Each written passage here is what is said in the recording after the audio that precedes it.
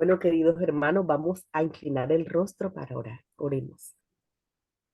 Bendito Dios que estás en el cielo, santo es tu nombre, santo por los siglos de los siglos. Santo eres, oh Señor, te adoran en el cielo tus criaturas, tus ángeles, los 24 ancianos, los seres de otros mundos. Y nosotros deseamos también adorarte, deseamos conocer de ti, deseamos tener tu mansedumbre, tu sinceridad de corazón. Deseamos conocer acerca del tema que tienes para este tiempo.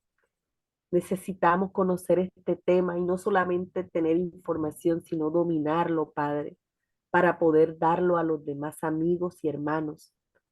¿Cuántas personas no nos llamamos adventistas porque esperamos tu regreso? Y hay quienes están en este pueblo que no conocen el santuario. Ayúdanos a nosotros a instruirnos para mostrarles a ellos este tema. Ayúdanos a instruirnos para también que sirva de obra misionera, sirva para que otros conozcan que en el tiempo en el que vivimos. Ayúdanos, Señor, a tener estos días maravillosos y que podamos nosotros disfrutar de tus verdades y de tu luz. Que sea tu luz la que resplandezca en este momento y acalla nuestra voz para que sea tu voz la que pueda ser escuchada. Te lo pedimos, oh Dios, en el nombre de Cristo Jesús. Amén. Amén. Bueno, mis queridos hermanos, entonces estamos reunidos para tener el tema de santuario. Voy a compartir pantalla. Permítame un momento.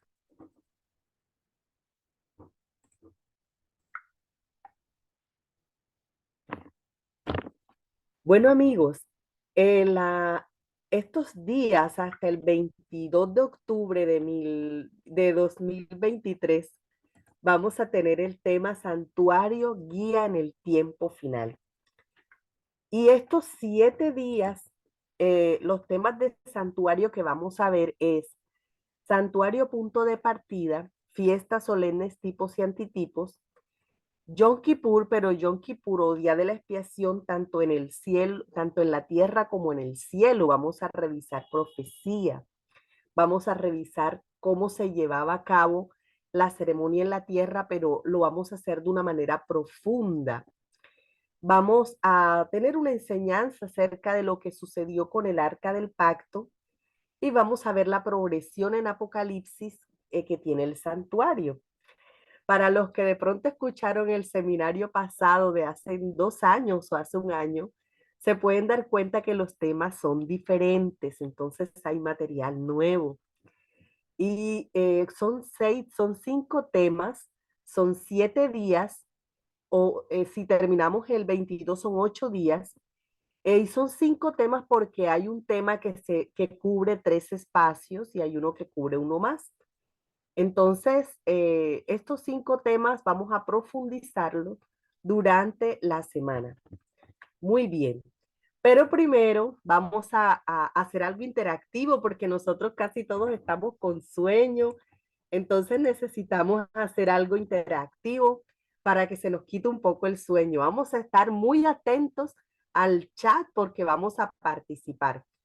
Estos son 3 preguntas, solamente 3, para sondear un poco el conocimiento que tenemos sobre el santuario, ¿de acuerdo? Vamos a contestar rápido en el chat las respuestas a esta pregunta. Muy bien, primera pregunta.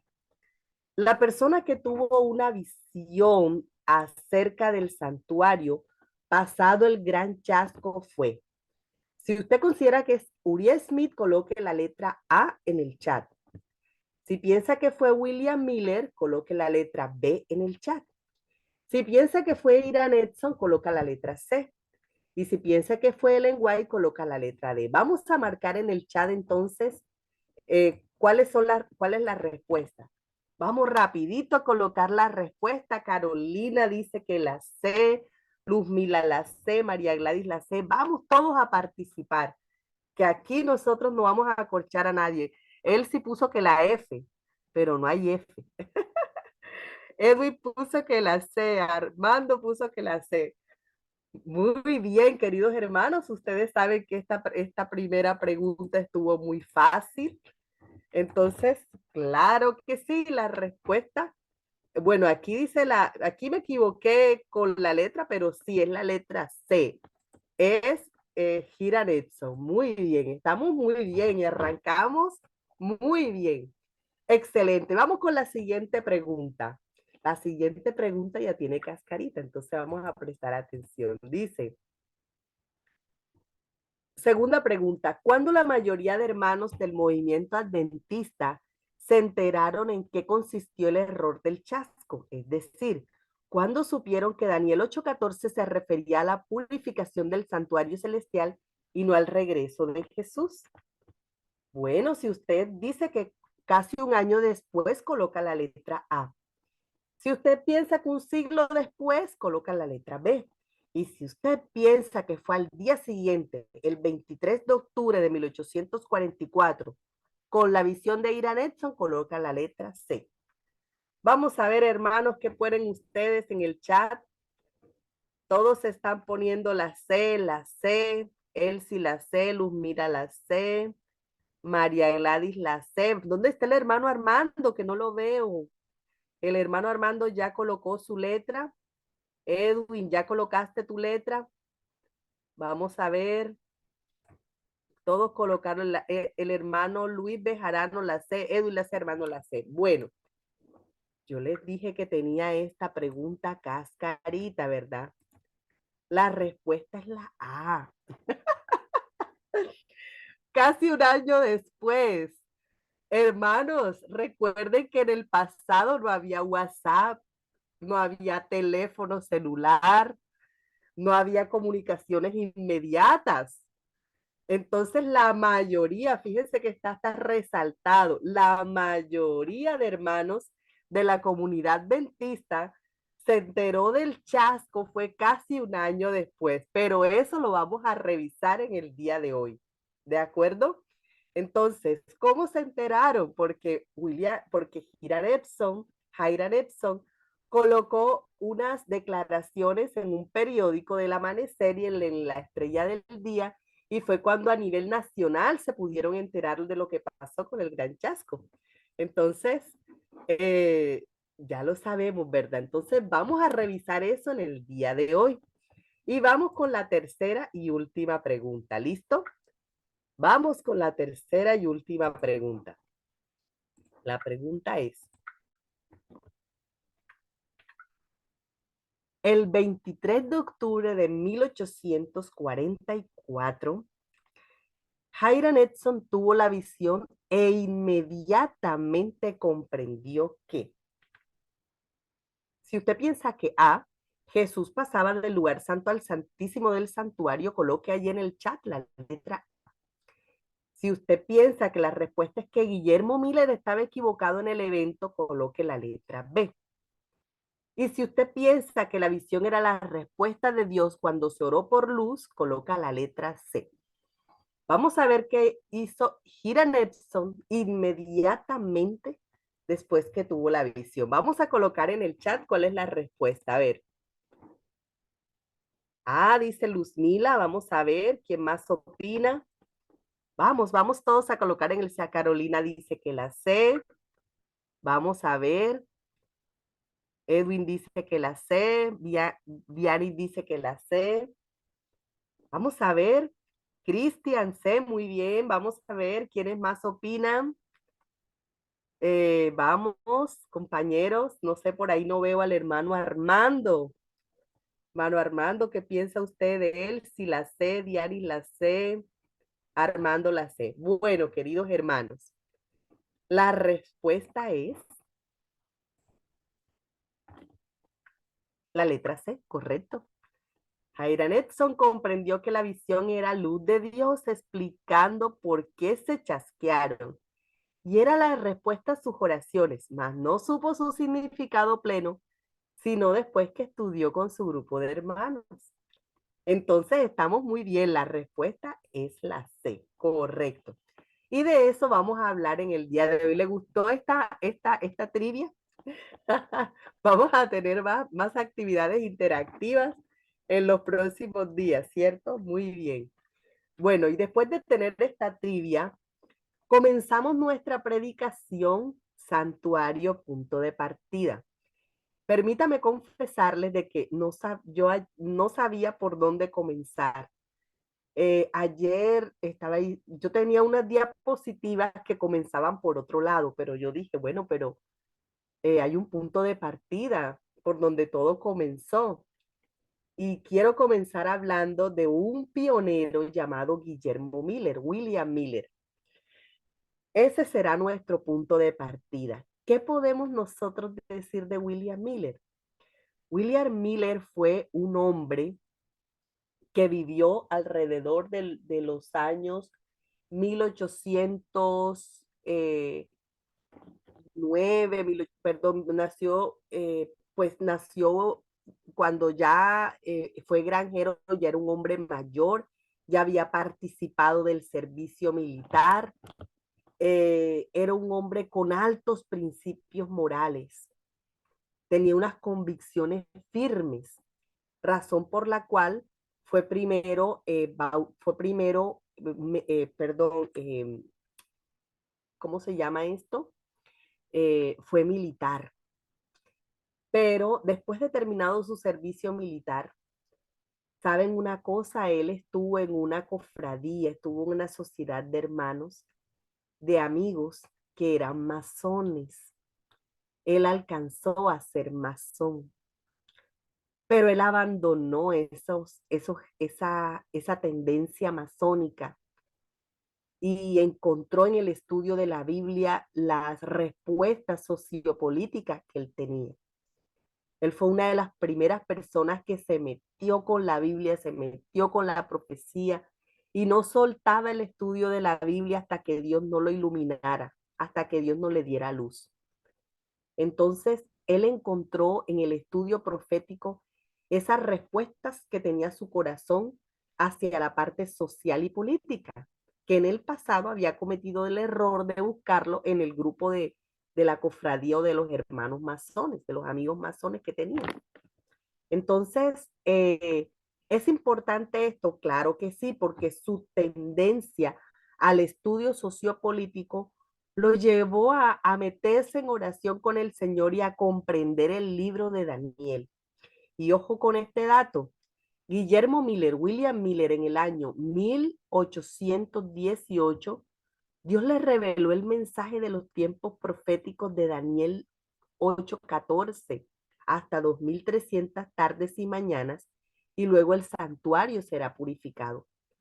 Pero ¿saben algo? Él le rondaba el santuario le rondaba en la cabeza cuando comienza, cuando termina este tiempo. Y resulta de que Daniel 9 le dio la explicación a Daniel 8 y pudo comprender el tiempo en que comenzaba esta profecía. Vamos a mirar aquí un video. Hermano Luis, yo no sé si está activado el sonido, permítanme, yo reviso. Vamos a mirar un breve video acerca de ese tiempo. Vamos a mirar. Hermano Luis, ¿está activado el sonido? Sí, señora. Ok. Bueno, me dice si se escucha.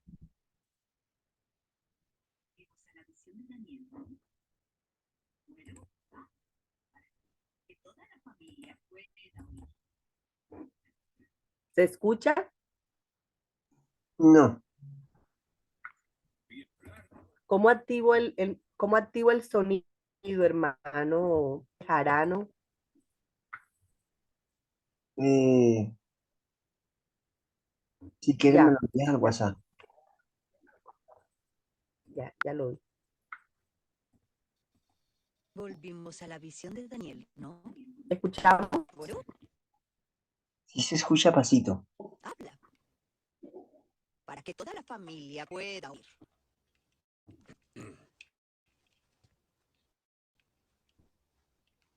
Entonces oí hablar a un santo. ¿Cuánto durará la visión con respecto al santuario para que se purifique? Y él me contestó, hasta 2300 días y luego el santuario será purificado. Era mucho tiempo en la época de Daniel. Más que eso, creo. Si el santuario se refiere a la tierra, y si el santuario se refiere a la tierra y a la purificación, debe ser la purificación de la tierra después de la segunda venida de Cristo. Si cada día representa un año, Guillermo, ¿qué pasa? Cristo va a venir. La aparición gloriosa, sí. Algún día, nuestra esperanza. No, Lucy, no entiendes. Si un día de Daniel es un año, entonces los 2300 días serán 2300 años hasta la segunda venida de Cristo. Y si el registro del tiempo comienza en el 457 a.C., como está indicado en el Daniel 9 y confirmado por los historiadores, eso nos lleva a 1843.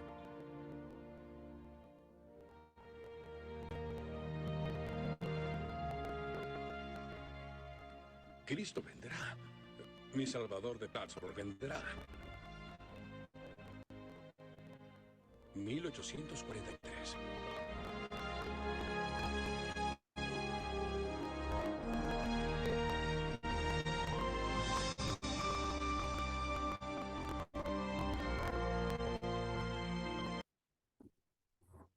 ¿Alcanzamos a escuchar todos el audio? Sí, sí se escucha, bajito, pero se escucha. Sí, sí, señora. Correcto, correcto, sí se Bajito, escuchó. pero se escuchó, ¿cierto? Sí, señora. Muy bien. Esta es una porción pequeña de la película Cuando todo comenzó. Y nos muestra realmente en qué consistió el acierto de Miller, como también en qué consistió el error de Miller. Como pudieron darse cuenta, pues Miller tomó el santuario como si fuera la tierra y la purificación era la venida de Cristo. Pero él en cuanto a las fechas había acertado. ¿Qué hizo Miller con este conocimiento que Dios le dio? Bueno, él no reveló públicamente su estudio sino hasta 1831. En 1831 hay una anécdota muy bonita de William Miller que dice que él le dijo al Señor, bueno Señor, yo tengo este conocimiento, yo estoy convencido que esta es una luz que tú me diste, entonces yo qué voy a hacer con esto, no me puedo quedar con esto, si tú vienes a la tierra y este es un mensaje que viene de ti, que se abra el camino, que se abra el camino para yo predicar. Y el día, en un día muy específico de 1831, creo que un sobrino le dijo a Miller, Miller, el camino está abierto, y él fue derechito a la iglesia y fue Miller ese día quien predicó en la iglesia. Entonces comprendió Miller de que esto fue algo que el Señor quería impulsarlo para que predicara la verdad. A partir de 1832, Miller ya viajaba por diferentes lugares de Estados Unidos predicando el mensaje de Cristo viene. Esa gran predicación visitando otros lugares se dio en 1833, pero en 1833 Miller no daba abasto. Habían demasiados lugares que le pedían por cartas que los visitara, habían demasiadas preguntas que le hacían por carta, era demasiado el trabajo para una sola persona. Entonces, entendiendo él que no podía llegar a todos con la visitación, en 1834 publica un escrito, un periódico que se llama Evidencia de las Escrituras y la historia sobre la segunda venida de Cristo cerca del año 1843. Estamos hablando que eran 10 años antes. Y con este escrito sí llegó a diferentes rincones de Estados Unidos, inclusive llegó a otros países. Y de esta manera muchas personas empezaron a unirse al movimiento milerita. En Estados Unidos solamente más de 100,000 personas creyeron en el mensaje que daba Miller. El mensaje de Cristo viene en 1843 inicialmente, aunque después, con los estudios y los aportes de los hermanos que estaban con Miller, se pudo comprender que no había año cero. Entonces, en vez de 1843, con el tiempo descubrieron que era 1844. Pero, ¿saben? Miller pensaba inicialmente que era en primavera, que era para la Pascua. Pero después el Señor le mostró a Miller que no era la Pascua, era en otoño. Entonces se pudo determinar una fecha, que fue el 22 de octubre de 1844. Entonces esta fue la experiencia de William Miller acerca del santuario. Él fue la primera persona que empezó a hablar del santuario y relacionarla con la venida de Cristo. Pero él tomó el santuario como la tierra que necesitaba purificarse. ¿Qué sucedió después, hermano? Bueno, resulta que pasó el gran chasco, llegó el 22 de octubre de 1844 y no apareció el Señor en las alturas de los cielos. Fue un gran chasco, fue algo terrible, despertó muchos sentimientos, mucha decepción. Recordemos que hubo hermanos que vendieron sus casas. Uno de esos fue Joseph Bates o José Bates. Vendió su casa, hermano. ¿Cuántos de nosotros hemos vendido la casa para comprar literatura y repartir literatura? Algunos de nosotros ni siquiera compromete 10,000 o 20,000 pesos de su salario para comprar literatura y regalarla. Ahora imagínense una casa. Sí, esa era la ferviente devoción de los hombres de esa época, de hace un siglo atrás, siglo y medio. Y estas personas vendieron sus casas porque sabían que Cristo llegaba en 10 años y ellos empezaron a repartir literatura. El 23 de octubre, Hiram Edson no tuvo una reacción igual a los demás. ¿Quién fue Hiram Edson? Él fue un líder metodista, pastor en el estado de Nueva York, no en la ciudad de Nueva York, sino en varias ciudades o towns del estado de Nueva York. Era un líder, o sea, mucha gente seguía a este pastor. Pero este pastor vivió el chasco de una manera diferente. La conducta posterior de él no fue desmotivarse. La mayoría de la comunidad milerita, que fue conocida posteriormente, el movimiento milerita fue conocido posteriormente como el movimiento adventista, porque hablaban acerca del advenimiento de Cristo.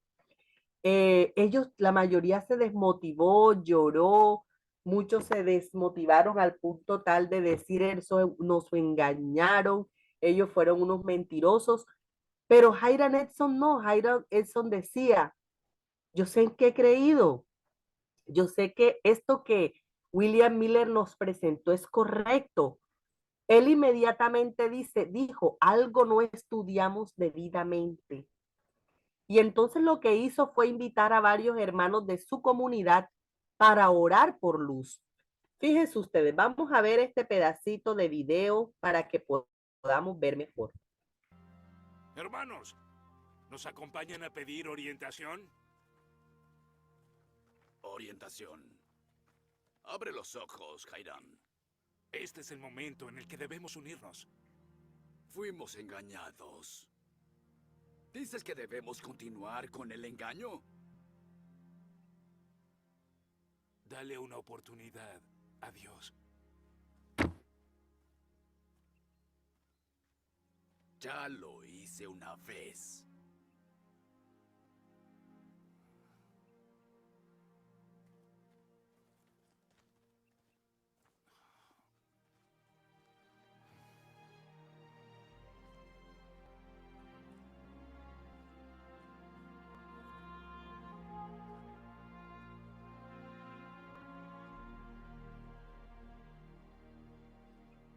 Padre nuestro, nos has bendecido mientras esperamos tu venida. Hemos curado a los enfermos. Nuestros corazones se elevaron al ver a tantos otros que creen en ti, esperando tu gran regreso. Señor, no hemos perdido nuestra fe, pero queremos entender, ¿por qué no has regresado? Necesitamos que nos muestres el camino. Acepta nuestras oraciones y envíanos tu luz para explicar nuestro gran chasco. Todo esto te pedimos en el nombre de tu adorado Hijo, Jesucristo. Vengan, hermanos. Sin duda Dios no nos ha abandonado. Owen, acompáñame a ver a los vecinos. También deben sentir el dolor de esta tristeza. Podemos consolarnos si compartimos esta experiencia. Así es.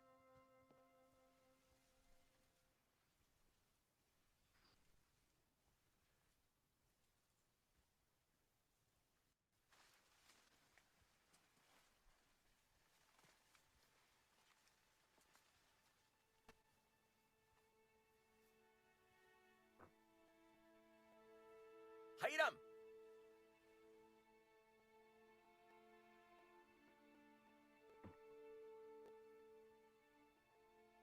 Hiram. El Señor respondió nuestra oración. Iluminó nuestro gran chasco.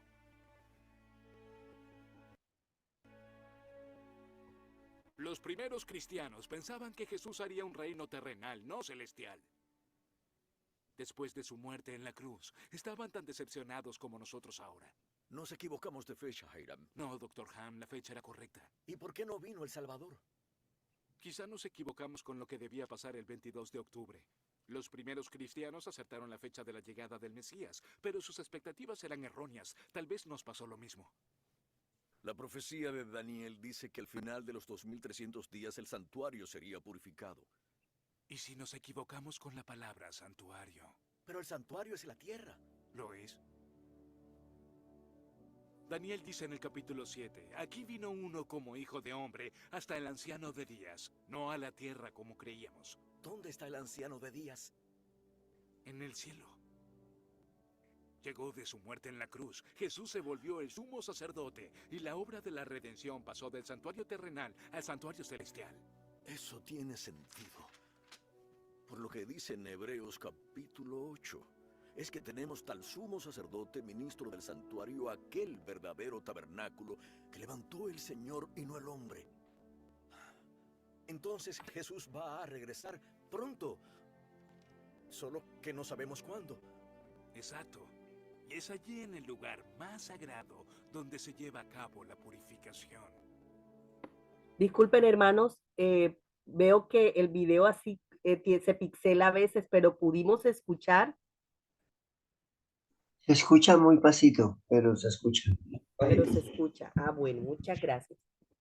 Entonces lo pudimos ver en el video, ¿cierto? ¿Qué vimos en el video? Vimos que Hiram Edson, cuando atravesaba un maizal junto con varios hermanos, una mano lo detuvo y él vio hacia el cielo.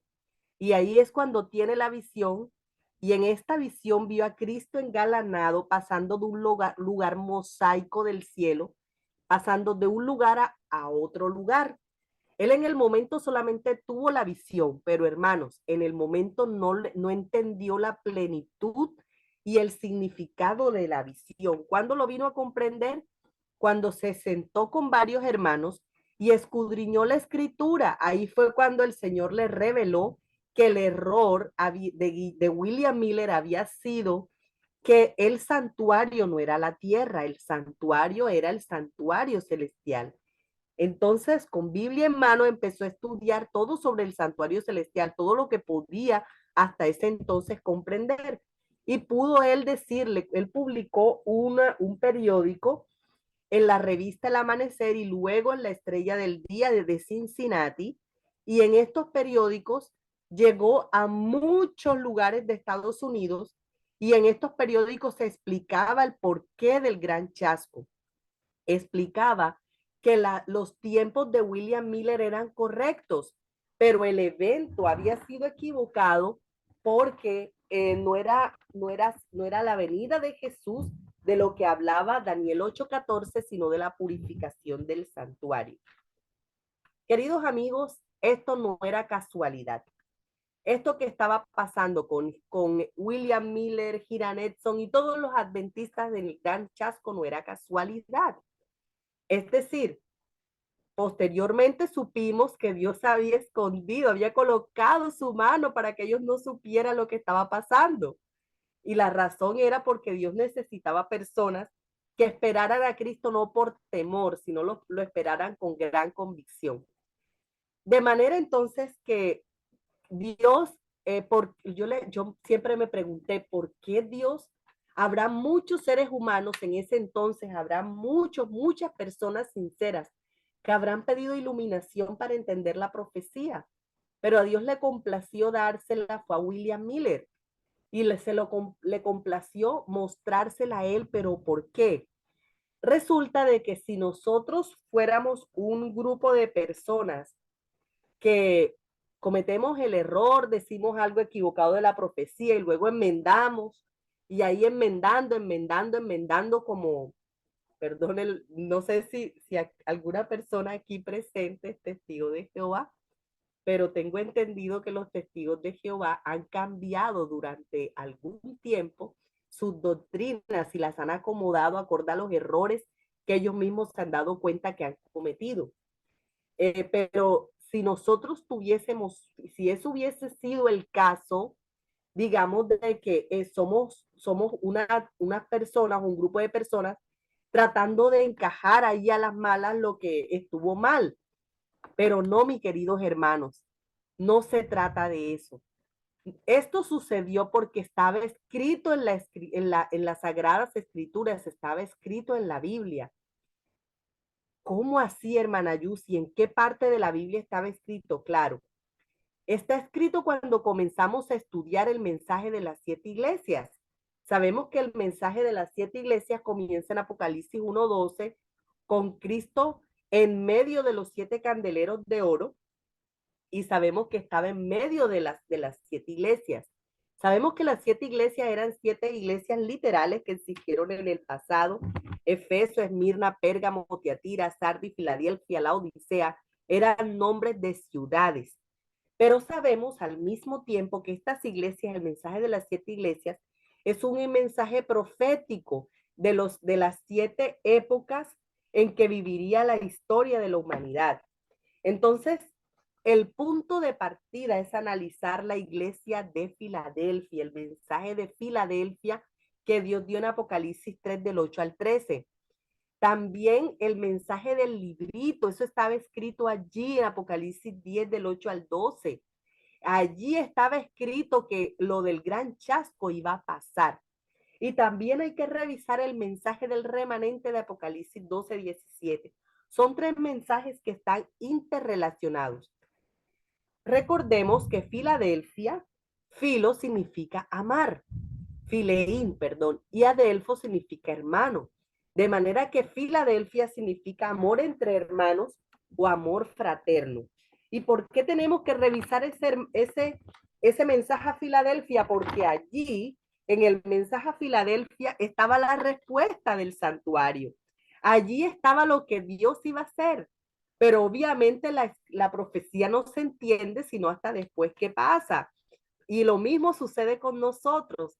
Nosotros hoy en día hay una gran iluminación por parte del Señor, tenemos gran luz, pero definitivamente muchas cosas no las vamos a comprender sino hasta después que pasen. Lo mismo le sucedió a los hermanos de esa época. Estaba allí en sus narices el mensaje de Filadelfia, estaba en sus narices el mensaje del librito, pero ellos no comprendieron la profecía. El Señor progresivamente fue dando el significado de la profecía. Bueno, comencemos con el mensaje a Filadelfia. Resulta que Apocalipsis 3 del 7 al 8 dice, escriba al ángel de la iglesia en Filadelfia. Esto dice el santo, el verdadero. Ojo con esto. El que tiene la llave de David y que abre y ninguno cierra, y cierra y ninguno abre. Dice este que tiene la llave de David, yo conozco tus obras. He aquí, he puesto delante de ti una puerta abierta, la cual nadie puede cerrar. Lo coloqué en rojo porque vamos a tomar esta referencia interesante. Fíjense ustedes, el mensaje es, es que este hombre tiene la llave de David. Isaías 22:22 también hace un guiño a lo que pasaría con la iglesia de Filadelfia. Dice, y pondré la llave de David sobre su hombro y abrirá, y nadie cerrará, y cerrará, y nadie abrirá. Sabemos que quien está hablando aquí, el que tiene ese príncipe que tiene poder y que tiene la llave de David para abrir y cerrar, es Jesús. Pero ¿por qué el mensaje de Filadelfia está hablando de una llave que abre y que cierra? Una puerta que se abre y que cierra. La pregunta, hermanos, es ¿qué puerta es esa? ¿Una puerta de un carro? ¿Una puerta de un locker? ¿O una puerta de una casa? La respuesta es una puerta de una casa. Si ellos hubiesen analizado un poco más el mensaje de Filadelfia, hubiesen entendido que era el santuario. Pero obviamente, por mucho que estudiaban la Biblia, no lo iban a entender porque el Señor tenía cubierto, tenía puesta su mano allí para que no se comprendiese en el momento lo que estaban estudiando. Hermanos, sabemos que el santuario tiene 3 puertas. La primera puerta separaba el campamento de todo el santuario. La segunda puerta allí señalada con el color verdecito, ¿verdad? Está abriendo el tabernáculo o esa tienda llamada el tabernáculo y separaba el atrio del tabernáculo. Y la tercera puerta que ya se muestra así como un poco más transparente porque está interna, está separando 2 espacios, el lugar santo del lugar santísimo. Esa puerta de la cual se refería estaba refiriéndose a la tercera puerta, porque sabemos que todo lo que está en la escritura, eso muestra unos tipos y unos antitipos. Sabemos que la primera puerta fue abierta al pueblo de Dios, al Israel literal. Sabemos de que la humanidad se había perdido. El Señor quiso preservar un grupo, preservarlo del diluvio, pero sabemos que un hijo de Noé prevaricó y toda una sociedad se perdió. Pero el Señor no iba a dejar a la gente a oscuras. Escogió a Abraham, a Isaac, a Jacob. Pero después que escogió a Jacob, se complació el Señor a través de 12 personas a hacer una gran nación. De los 12 hijos de Jacob, a ser una gran nación. Y esa gran nación el Señor la seleccionó para que fuera especial en medio de todos los pueblos paganizados.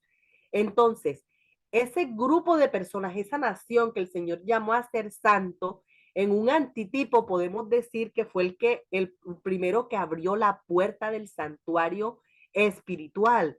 Es decir, fue el primero que se abrió a la santidad. Pero saben una cosa, el pueblo, el Israel literal, desechó al Señor, desechó al Hijo de Dios que vino justamente a darle salvación. Y allí la puerta de la gracia se cerró para los israelitas como pueblo, el Israel el literal, y se abrió para el Israel espiritual. Sin embargo, el Israel espiritual, a pesar de que vivió muchas cosas durante la historia y una de esas fue la Edad Media, sabemos que el Señor preservó ese Israel espiritual y lo mandó a la zona del desierto, como está en la profecía de Apocalipsis 12.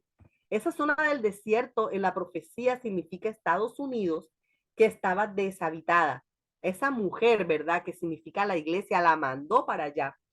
Y en Estados Unidos, en esa época, en la época de Filadelfia, los años de 1812, 1818, en esa época había un gran fervor cristiano.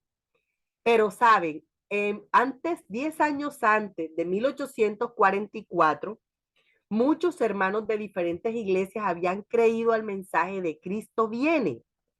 Y ellos habían adherido al movimiento milerita que después se convirtió al movimiento adventista. Y pasado el chasco, muchos se decepcionaron y se fueron. ¿Quién quedó? Quedó un remanente firme que creyeron que Guillermo Miller tenía la razón, aunque algo había pasado, y casi un año después descubrieron que habían equivocado lo que era el santuario.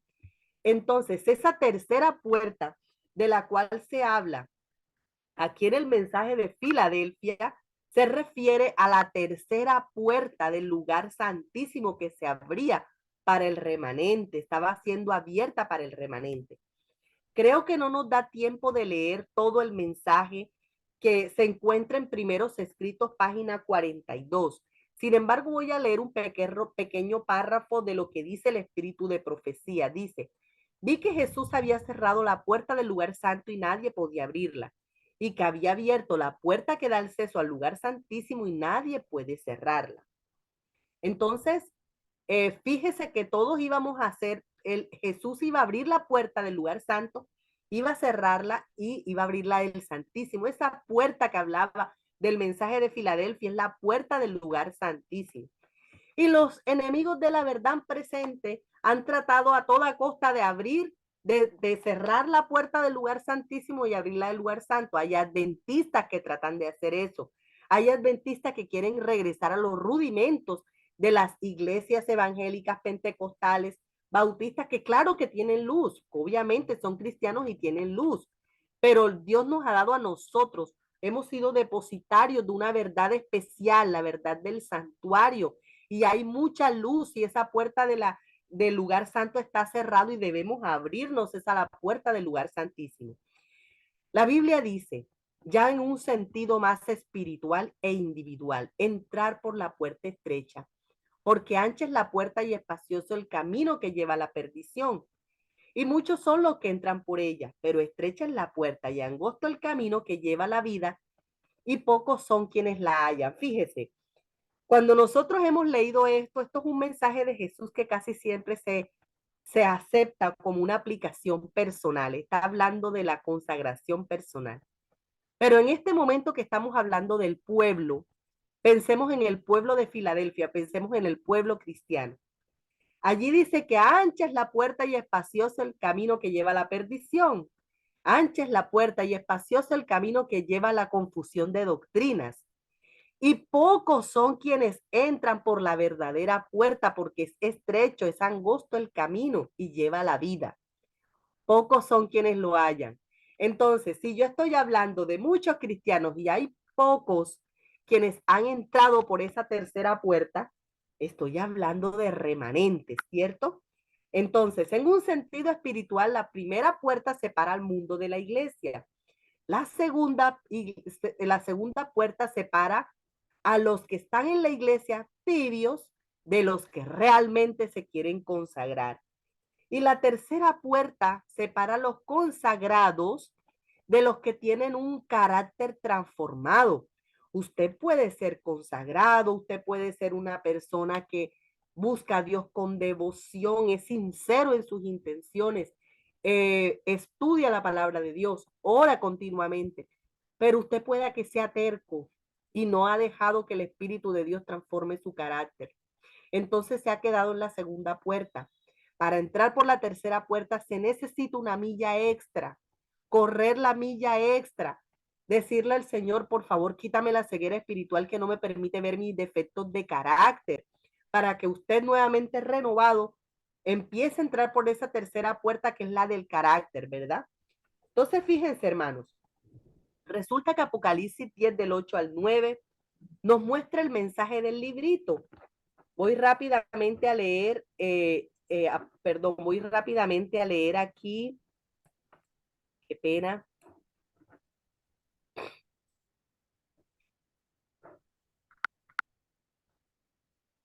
Voy rápidamente a leer Apocalipsis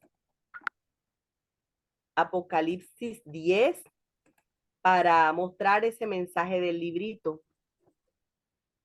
Permítame un momento, Apocalipsis 10. Apocalipsis 10 del 8 al 11 dice de la siguiente manera. La voz que oí del cielo habló otra vez conmigo y dijo, ve y toma el librito que está abierto en la mano del ángel que está en pie sobre el mar y sobre la tierra.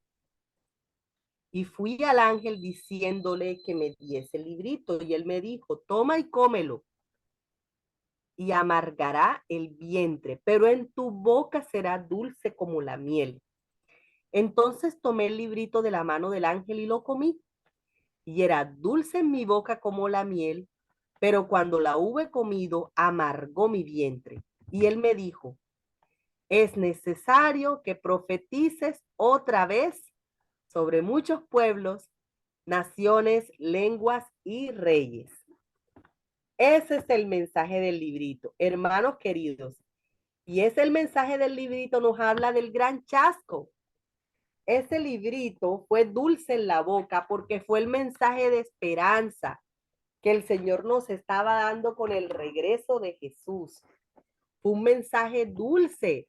Muchas personas lo aceptaron con alegría, les dio esperanza, pero una vez se digirió el librito, una vez que pasó 1844 y Cristo no viene, fue amargo al vientre, fue amargo para aquellas personas que vendieron sus casas y se quedaron sin casa. Sin embargo, a pesar de que el Señor le había dado a William Miller un mensaje profético y el propio William Miller quedó chasqueado, quedó un poquito avergonzado porque la gente lo trató de mentiroso durante mucho tiempo. Para él fue algo amargo lo que sucedió. Sin embargo, William Miller sabía en qué había creído, en quién había creído. Y él entendió realmente de que, bueno, Dios le mostró a él algo aunque cometió un error, ¿verdad? Pero a pesar de la amargura del vientre, el mensaje de Dios no fue, mejor dicho, amigos, ustedes como que ya no sigan profetizando más porque ustedes se están equivocando, están desalentando a mucha gente con profecía, mejor quédense quietos. No, ese no fue el mensaje de Dios. El mensaje de Dios fue, profetiza otra vez. No te quedes quieto por el chasco que sucedió, profetiza otra vez. Entonces, el mensaje del remanente tiene estos tres mensajes unidos en uno. Fíjense, Apocalipsis 12:17, entonces el dragón se llenó de ira contra la mujer y se fue a hacer guerra contra el resto de la descendencia de ella.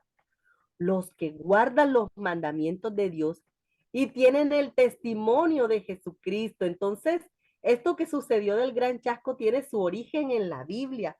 Los que guardan el testimonio de Jesucristo. Apocalipsis 19:10 dice que el testimonio de Jesucristo es el espíritu de la profecía. Entonces, esto de profetiza otra vez es algo especial para el remanente. Nosotros sabemos que aquel de lo que habla Apocalipsis 12:17 es el remanente, es lo que queda de la mujer. Y eso que lo que queda de la mujer tiene la misión que le dio Cristo. Cristo le dijo, profetiza otra vez. Entonces, ¿acaso iba a quedar el pueblo remanente sin profecía? Claro que no. Proverbios 29:18 dice, sin profecía el pueblo se desenfrena, mas el que guarda la ley es bienaventurado. El Señor no iba a dejar al remanente sin profecía. Hechos 2:7 dice, y en los postreros días, o sea, en los últimos días de la humanidad, dice Dios, derramaré mi espíritu sobre toda carne, y vuestros hijos y vuestras hijas profetizarán, vuestros jóvenes verán visiones y vuestros ancianos soñarán sueños. Dios no nos iba a dejar a la topa tolondra después de 1844 y se complació el Señor en escoger un profeta especial, así como lo ha escogido antes de que sucedan eventos importantes, siempre escogió un profeta. Pero miren la cantidad de palabras que están unidas, así como están bien uniditos esos dos pajaritos inseparables. Hay unas palabras que son inseparables, son santuario, remanente, profecía y postreros días. En los postreros días iba a haber un grupo remanente que iba a entrar por esa puerta estrecha. Iba a conocer la verdad del santuario y el santuario está estrechamente relacionado con la profecía del último tiempo, no se puede separar. El que estudia profecía estudia santuario y el que estudia santuario estudia profecía. La orden que dio el Señor en nuestro tiempo fue profetiza otra vez. Entonces, hermano, tú que eres líder de iglesia, fíjate, en la iglesia se predican muchos mensajes y hay que tener un balance. Claro que se debe predicar sobre la familia, sobre la oración, sobre la fe, sobre la gracia, sobre el amor. Todo eso es necesario predicarlo en la iglesia. Todo eso es necesario porque todo eso hace parte de la escritura. Pero hay algo que nosotros no debemos perder de vista. Nuestro enfoque debe ser profético porque somos llamados a ser el remanente de Dios. Entonces, ojalá se pudiera estudiar la familia, el amor, la gracia, la ley, las obras, todos esos mensajes a la luz de la profecía, a la luz del santuario, porque ese debe ser en lo que debemos más, en lo que más debemos perseverar. Entonces, Resulta que como Dios no nos iba a dejar a ciegas, el Señor levantó a Ellen White. Ella fue una metodista de una familia consagrada. Fue temerosa de Dios desde niños, tuvo un problema de salud. Ella sabemos que dejó de ir a la escuela porque tenía una piedra, una niña le tiró una piedra y le desfiguró el rostro. Entonces tenía muchos problemas respiratorios, muchos problemas de salud. Eso le impidió terminar sus estudios primarios. Mas Dios, así como era ella, la escogió como profeta para los postreros días, para guiar a ser remanente. Ella afirmó no comprender la escritura. Inclusive ese pasaje está en el prólogo de Primeros Escritos. Ella decía que no comprendía la escritura a menos de que Dios no se la mostrara en visión o no se la mostrara mientras estudiaba la Biblia sola o con otros hermanos. Yo les hago una pregunta. ¿Cómo una mujer sin mayores estudios alcanzó a escribir 5.000 artículos de periódicos, 40 libros, varios devocionales y cartas a hermanos de la congregación? Eso solamente fue el Espíritu de Dios quien tomó a esta mujer, la usó como instrumento para dar luz de Dios. Si ustedes se dan cuenta, muchos falsos profetas se han levantado, han hecho un revuelo por un tiempo y se han muerto. Se murió el falso profeta. Pero Ellen White, la Biblia dice, ¿verdad?, que las obras con ellos siguen, dice Apocalipsis 14. Ellen White murió hace más de 70, hace más de, ¿cuántos años? No me acuerdo. Murió hace muchísimo tiempo, hace más de 100 años, no me acuerdo con exactitud. Y a pesar de que ella murió, sus libros han sido traducidos a más de 144 idiomas, ha sido leído en todo el planeta. El bestseller, El conflicto de los siglos, ha sido uno de los libros que más se ha leído en el planeta Tierra. Y eso pasó hace más de 150 años. Y hoy por hoy, con lo desarrollada que está la tecnología, con la desarrollada que está la medicina, hoy en día la medicina confirma, por ejemplo, el mensaje pro salud, el mensaje que Dios dio a través del lenguaje, y confirma muchos de los mensajes que ella ha dado. Entonces no fue ella, fue el Espíritu Santo. Ellen White no hablaba en nombre propio, siempre exaltó a Cristo y sus textos no contradicen la escritura. Hermanos, y con esto voy a dejar no sé si, con esto quiero hacer una reflexión para aquellos que como que dudan acerca del Ellen White. Hermano, no rechace la luz de Dios. Es decir, usted tiene libre albedrío y tiene en su poder la potestad también de dudar. Pero no se quede con la duda, investigue y pídele a Dios que le dé luz. El Señor no iba a dejar a las personas de este tiempo a ciegas, a medias y sin zapatos. No los iba a dejar de ese modo, porque si no su remanente se iba a desparramar y a desenfrenar.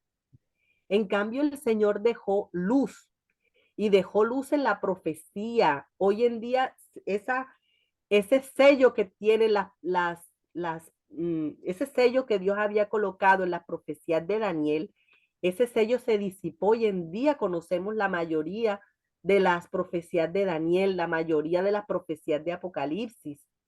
Y ese sello ya no está porque el Señor le ha complacido que el remanente sea el grupo que lleve a la humanidad los estudios de la profecía. Él nos da una orden a ti y a mí, a ti Jorge, a ti John, a ti Ani, a ti Oscar, a ti Cristian, Auri, Yolanda, María, Armando y a todos los que aquí estamos, Jorge, Gregoria, Dianis, Cristian, Miriam, todos los que aquí estamos, Noemí, Ros. La orden es profetiza otra vez. Estudiemos la profecía, conozcamos la profecía. Dentro de la profecía está el mensaje del santuario. Conozcamos el santuario, que esa es la orden que el Señor nos dejó a nosotros, el remanente. Y para poder entender esta orden, debemos aceptar al profeta. En el tiempo pasado, las personas mataron, el pueblo de Israel mató a sus profetas. El propio Jesús confirmó que Zacarías, el profeta, murió entre el altar y el tabernáculo. Entonces, no matemos reconocemos nosotros al profeta que Dios ha dejado, que las palabras, que fue palabra de Dios vivo, que puso en la boca del profeta, resplandezcan en nuestro testimonio, resplandezcan en nuestra vida. Y con este mensaje, ¿verdad? Voy a volver a compartir pantalla ya para terminar.